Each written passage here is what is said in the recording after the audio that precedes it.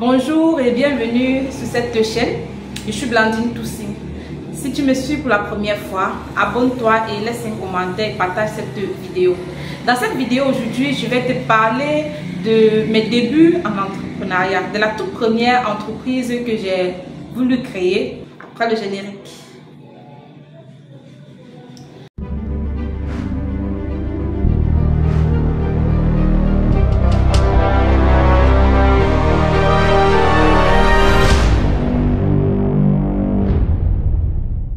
Donc bienvenue à nouveau sur cette vidéo.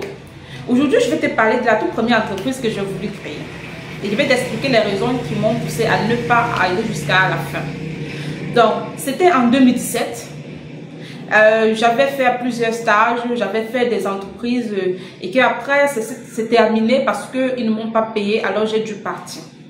Alors je réfléchis, je me dis, vu ma situation économique qui n'est pas très agréable pour une étudiante, alors j'ai décidé d'avoir une activité génératrice de revenus.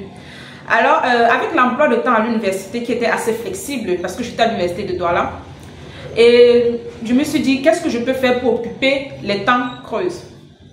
Alors j'ai réfléchi, je me suis dit, je peux offrir des services. Alors pour les services, j'avais pensé à du nettoyage.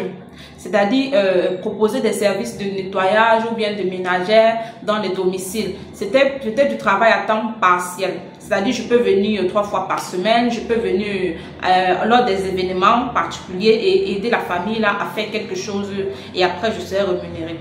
Et dans cette même période, j'avais des amis avec moi qui éprouvaient ce même besoin et qui ne savaient pas comment faire pour avoir une activité génératrice de revenus ou du moins arrondir les fins du mois et tout ça. Donc, j'avais déjà une base de personnes, de ressources humaines avec qui je pouvais déjà travailler. Alors, quand j'ai pensé à ce projet, j'ai parlé à un ami de l'époque, on était vraiment très proche. Lui, il est beaucoup plus dans les finances. Alors, il m'a dit, oui, ça semble intéressant, Blandine. Assois-toi, tu fais le business plan de ton activité. Je lui dis, mais business plan comment? C'est quoi le business plan? Il me dit que, va sur Google. C'est toi qui es sur les réseaux tout le temps plus que moi. Va sur Google. Alors, mais voilà, je suis partie sur Google. J'ai fait des recherches pour savoir ce que c'est qu'un business plan. Alors, le business plan, j'ai vu plusieurs définitions. Je suis entrée dans certains sites web. J'ai lu tout ce qu'il y avait à lire à propos des business plans. C'était assez intéressant. Alors, j'ai téléchargé un PDF qui me montrait comment concevoir un business plan du début jusqu'à la fin. Quelles sont les étapes et tout ce qui va avec. Alors, j'ai téléchargé ça, je me suis assise, j'ai bien regardé le document et puis je me suis inspirée pour faire mon business plan. Alors, j'ai pris presque, disons, 1 semaine à 2 semaines par là pour faire ce business plan parce que je voulais vraiment que ce soit proche de ce que je suis en train de lire.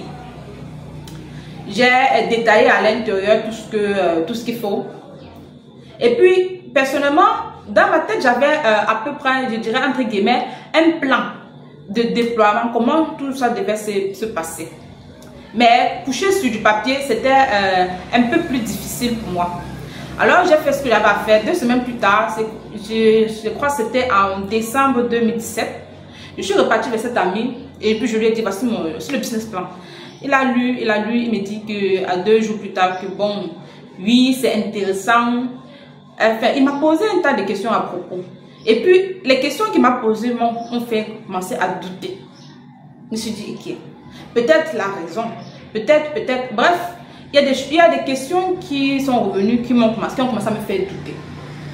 Et puis, après cette aventure, j'ai pris du temps, commencé encore à réfléchir à nouveau. Est-ce que je me lance alors? Est-ce que je ne me lance pas? Est-ce que c'est une bonne idée? Est-ce que le plan que j'avais déjà tracé en tête était le bon? Je vous explique mon plan. J'avais prévu de partir vers des ménages qui étaient proches de mon quartier. Donc, je devais aller le week-end parce que c'est généralement le week-end que ces personnes sont à la maison. Alors, je devais aller le week-end vers ces personnes avec déjà un proforma, je vais dire ça comme ça, où j'ai présenté l'entreprise. J'ai dit ce que l'entreprise fait et j'ai également énuméré les services qu'on peut leur offrir. Tout ça dans une chemise bien faite que je pouvais imprimer 10 à 20 par là. Et chaque week-end, je devais aller dans ces quartiers-là pour prospecter avec ces documents. Donc, c'était ça mon plan. Ensuite, il devait avoir une petite équipe, c'était de 2 personnes qui devait également faire le même travail dans un autre quartier voisin. Alors j'estimais que sur un mois, ayant fait 20 maisons chaque semaine, on pouvait au moins avoir même 2 maisons qui finissent par accepter nos services. Et si on passe sur la base de 2 maisons, alors on pourra y arriver. Vu qu'on devait débuter la nouvelle année. Alors j'étais vraiment sûre que non, ce truc allait marcher. Mais cet ami me dit non, il me pose des questions, j'entre dans des doutes, j'entre dans moi-même dans d'autres questions. Et puis je me dis à moi, non, ce n'est pas vraiment possible. Peut-être que ce n'est pas le bon moment. Il faut encore que je me forme. Il faut encore que je finisse l'université. Est-ce que mes amis seront même partants? Est-ce que, en fait, beaucoup de questions se sont succédées dans ma tête. Et c'est ainsi que, en début 2018, je n'ai pas lancé cette entreprise. Et puis, cette entreprise est restée sur du papier, couchée sur du papier. Pourquoi je vous raconte cette histoire?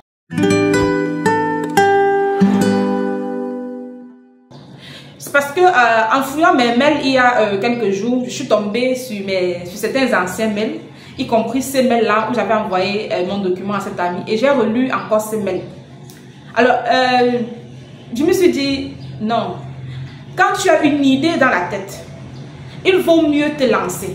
Il n'y a pas de bon moment, il n'y a pas le moment parfait, il ne faut pas attendre que les choses s'alignent parfaitement pour que tu puisses te lancer. Si tu veux te lancer dans une activité où tu ressens le feeling, où tu sens que ça peut marcher, essaye. Je veux dire, ce n'est pas sûr que ça va marcher, mais essaye. Quand tu essayes, là tu peux savoir, tu as assez de données pour te dire non, ça n'a pas marché. Ou alors il faut ajouter ou bien diminuer telle chose pour que ça marche. Mais moi, je n'ai même pas essayé. Je ne sais même pas où je serais aujourd'hui si j'avais lancé cette activité de nettoyage pour les personnes. Où est-ce que ça m'aurait mené? Je ne peux pas savoir. Or, si j'avais quand même essayé, j'aurais su si ça devait être vraiment un échec puissant ou alors ça devait être le projet de ma vie. Je ne sais pas aujourd'hui. Donc, je vais te dire à toi aujourd'hui qui m'écoute, qui suit cette vidéo. Si tu as un projet, si tu as un rêve, s'il y a quelque chose qui bulle dans ton cœur, s'il y a un projet qui bulle en ton cœur, quelque chose que tu ressens le feeling pour cette activité-là, vas-y d'abord, vas-y, essaye, vois ce qu'il en est, ajuste au fur et à mesure. C'est lorsqu'on est déjà plongé dans l'eau qu'on est obligé de nager pour sauver sa vie. Mais tant qu'on est encore sur les bords, on a le choix. Lorsque tu sais que tu n'as plus le choix, que ce n'est plus une option, que tu n'as plus d'option, tout ce que tu as à faire, c'est réussir. Tu es condamné à réussir. Donc, je vais te dire à toi aujourd'hui, le projet qui te bulle là, n'attends pas le moment parfait. Il n'y a pas de moment parfait. Il n'attend pas que la lune s'aligne avec le soleil ou avec les étoiles. Vas-y maintenant. Vas-y maintenant. Nous entrons en 2023. Pourquoi ne pas commencer ce projet qui bulle en toi aujourd'hui? Pourquoi ne pas commencer? Je pense que c'est le bon moment. Donc, voilà pour cette vidéo. Je souhaitais partager avec toi cette expérience de 2017 qui, aujourd'hui, vraiment, je pense que c'est bien de parler souvent de ce type de choses pour que les gens comprennent que à un moment donné, on est tous pareils. On a tous presque les mêmes réalités. Le doute, les questionnements font partie du projet. Ça fait partie de l'entrepreneuriat. Mais n'hésite plus longtemps. Passe à l'action.